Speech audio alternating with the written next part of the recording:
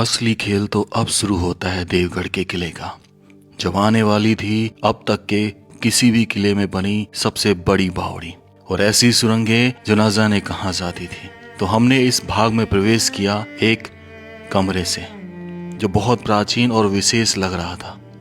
इसके झरोखे में से गुजरते हुए हमें समझ में आ गया था कि ये किसी राजा साहब के किसी खास आदमी का एक कमरा था।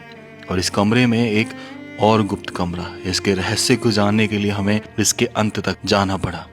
तब समझ में आया कि ये एक टॉयलेट था, यानी कि ये अटैच लैट बाथ का सिस्टम बहुत पहले से ही चालू हो चुका था। इससे बाहर निकलकर हम प्रवेश करते हैं इस चौक पर बनी बावड़ी में। जिस पर हम खड़े हैं इसी के नीचे वो विशाल बावड़ी थी।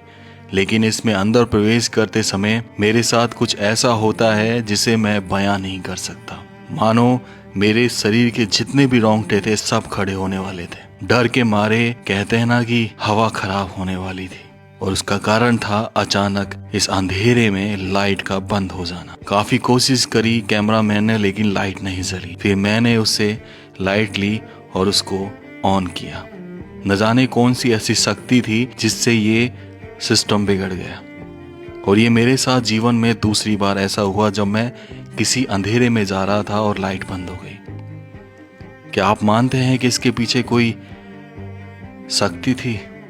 चलो, फिर मैंने देखा इस विशाल बावड़ी को, ऐसी बावड़ी को जिसको मैं निहारता ही रहा। अद्भुत, कैसे बनाई होगी उस समय ये बावड़ी इतनी ऊंचाई पर। इस किले की ऊंचाई तल से 531 फीट है और सारे किले का जो पानी था जब बरसात होती तो इसी बावड़ी में आता था। इस तरीके से बनाया गया था इस बावड़ी को। और अभी भी इसमें इतना पानी था कि नीचे जाने के लिए सीढ़ियां दिख रही थी, न जाने कितनी गहरी।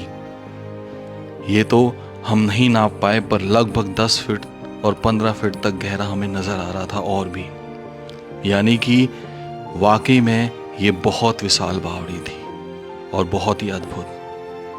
मैं बस यहाँ से जाना नहीं चाहता था, लेकिन वापस निकलकर एक और अद्भुत चीज इंतजार कर रही थी। इस चौक पर बना एक ये छतरी नुमा जगह। समझ नहीं आया कि आखिर ये क्या था। शुरू में तो लगा कि शायद कुछ मंदिर टाइप का रहा हो, लेकिन जैसे जैसे हम पास गए तो समझ में आया कि कुछ न कुछ तो था इसके अंदर जो इसे रहस्यमय बना रहा था।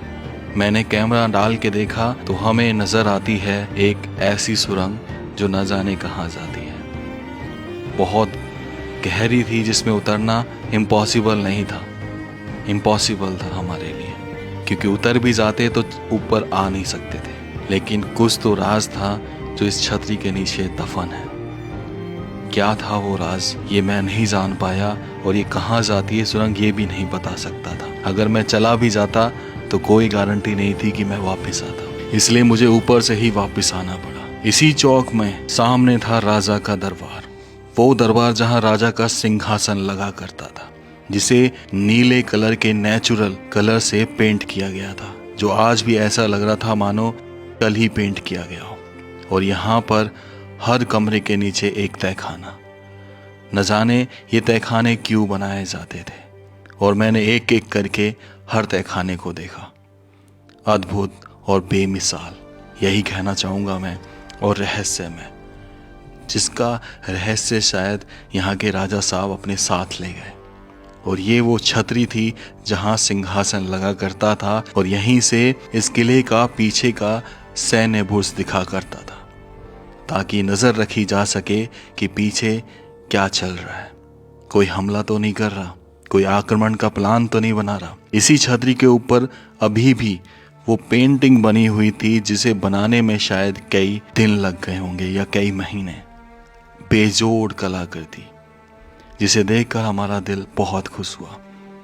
लेकिन ये तो कुछ भी नहीं था। इसी राजा के सिंहासन से मैं ऐसे खुफिया कमरे में जाता हूँ जब मैं समझ में नहीं आता कि ये हो क्या रहा है।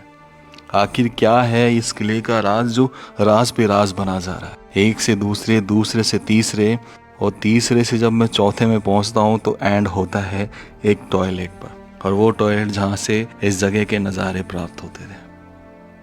अद्भुत, यानी ये चीज तो था कि बाथरूम उस समय इस तरीके से सेपरेट किए जाते थे कि उन तक पहुंचना थोड़ा कठिन हो। और अब इस किले की उस सुरंग को दिखाता हूं जो यहां से आपको साफ नजर आएगी कि इस किले से बाहर निकलने के लिए वो बनाई गई। सबसे पहले मैं दाहिने हाथ पर इस सुरंग को देखने की कोशिश करता हूँ, जो वक्त के थपेड़ों की वजह से मिट्टी से भर चुकी थी। फिर भी न जाने कितनी गहरी थी और क्या था उसके अंदर, ये तो कोई खुदाई करेगा तभी पता चलेगा। उसके बाद इससे निकला तो मैं उस सुरंग के रास्ते धीरे धीरे चलने लगा। देखने के लिए उत्साहित था कि ये कहाँ जाती है। और जैसे मैं पीछे पहुंचा समझ आया कि जो कहानी हम सुनते आते थे वो अक्सर में कहानी नहीं थी, वो एक सच्चाई थी। ऐसी सच्चाई जिसे हम आज देख रहे थे कि अगर किले पे आक्रमण हो तो एक सुरंग ऐसी भी बनाई जाती थी जो उस किले से, उस शहर से, उस नगर से आपको बाहर निकाल सके। और उसका रास्ता यही था जो यहाँ तक तो था, उसके बाद आगे टूट गया। कैसा लगा आपको ये किला, है ना रहस्यमय? अब इस किले के व्लॉग को अंत करने का समय आ गया। मैं जानता हूँ बहुत सारे लोग अभी तक देख रहे होंगे और कह रहे होंगे कि अभी और, लेकिन आप जितनी गहराई में जाओगे वो डूबते चले जाओगे और आपको एहसास भी नहीं होगा कि ये चीजें कैसे हुई। तो राम राम सा सभी को, खंबा गणिसा राजस्थान, मेरा देश मेरा भारत।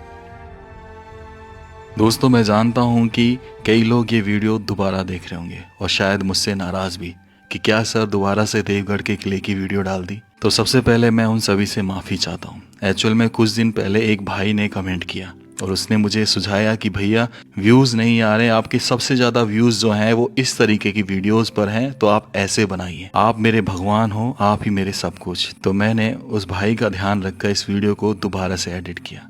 नहीं जानता कितने व्यूज आएंगे, नहीं जानता अंत तक कौन देखेगा, क्योंकि सारा खेल अंत तक का है। जितना एंगेजमेंट उतने ज्यादा व्यूज। अगर आप फेसबुक पर देख रहे हैं तो ज्यादा से ज्यादा स्टार देकर इसको सफल बना सकते हैं। अगर आप इंस्टाग्राम पे देख रहे हैं तो ज्यादा से ज्यादा गिफ्ट देकर इस वीडियो को सफल बना सकते हैं। आपके स्टार और गिफ्ट का इंतजार रहेगा मुझे। जय हिंद।